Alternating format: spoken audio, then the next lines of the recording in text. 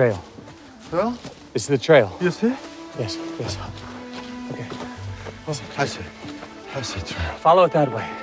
It'll bring you back to the parking lot, okay? Yes. Go. Go. Thank you. Thank you. Thank you. Okay, go. Go. Hi, Gus. Hey. Welcome. You just flew in from LA. How many times does this make it now that you've been in competition here? Let's see. I think 3 or 4. Okay. And you were here last year with the Sea of Trees when it was at project stage, right? Yeah, we came to speak to a group of buyers a year ago. Right. For about 20 minutes. And is that sort of, because you were here with Matthew McConaughey? Yeah.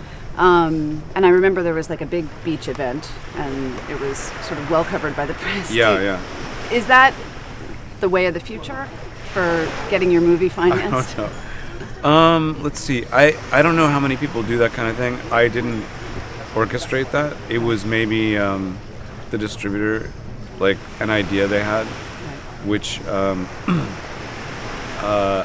hope worked. I don't know if what happened. I wasn't really following it, like moment by moment, but it was a kind of like a Hollywood style.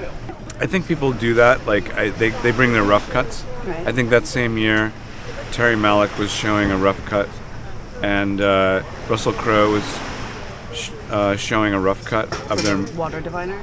yeah to raise money. Right. So we were raising money, so it's similar, you know. Is that the first time you've done something like that? I think so. Yeah. Okay. Because it seems it's an interesting thing that we've seen here in Cannes over the past couple of years. You have a big star, a big director come in and sort of try to energize the distributors. I mean, I think that it's like a almost a cliche, something you might see like James Mason or Fellini coming in and announcing a project at Cannes. Right. You know. It would, yeah. But I think it's become, with the independent financing sort of system, I think it does get buyers more excited when they can really hear your vision and, you know. So what drew you to this story, this sort of existential? I really liked the idea that this man was alone, walking in the woods in Japan, ostensibly to kill himself. And never getting able to, never getting a moment by himself. So yeah, that was the thing that drew me. My jacket. There's no right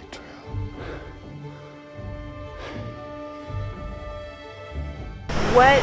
You've worked with sort of unknowns. You've worked with some people who have kind of transformed themselves in your films from preconceived notions or previous work. What drew you to working with an actor who was fresh off of an Oscar, who had himself sort of transformed his career all of a sudden? Let's see. It was a really big moment for Matthew. He had just, Dallas Buyers Club, and some of his other project, Magic Mike. These kind of amazing transformations for him. I don't think that I've ever worked with somebody that had sort of transformed themselves already. Usually I'm part of the transformation. Right. Usually I'm working with somebody that, has done a lot before and there's a new, project for them. So it was sort of the opposite for me with an actor like Matthew. But it had just happened also too. He had been recently transformed by his own doing. Just a year before, I think. Right. Was it a change for you in that case? I mean, as you say, you've been part of the transformation, but now you're here with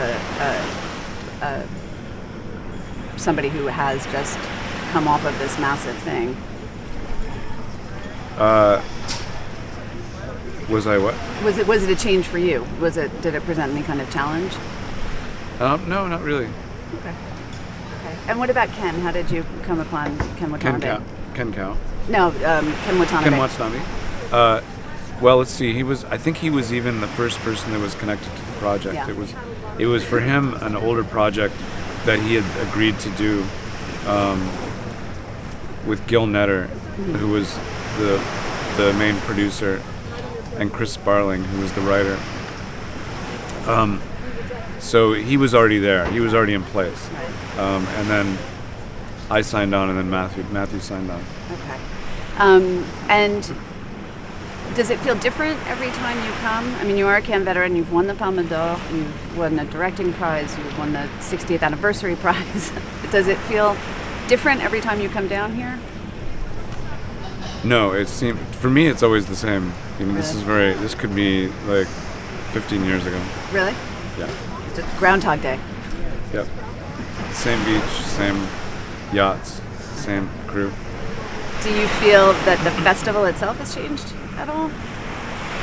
I personally don't. No. Okay. I mean, the world has changed, but I don't think so far the Cannes Film Festival has changed. Does it need to? I mean, I was always here when the the grand, theater was already built. So I wasn't here, say, in the 50s, but Right.